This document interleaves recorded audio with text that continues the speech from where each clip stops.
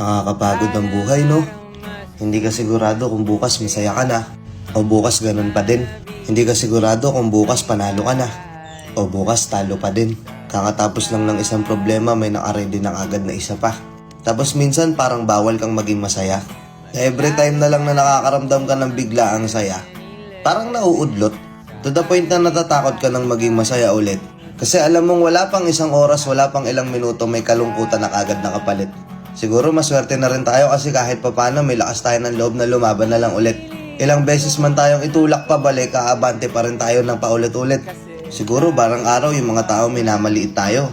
Yung mga taong walang tiwala at hindi naniniwala sa atin. Siguro dadating din yung araw na mapapatunayan natin sa kanila kung ano ba talaga tayo. Na kaya din natin silang lampasan. Kaya din natin silang sabayan. Alam ko napapagod ka na. Alam ko ikaw tong tinutukoy ko na to. Pero wag kang susuko ha. Let's go.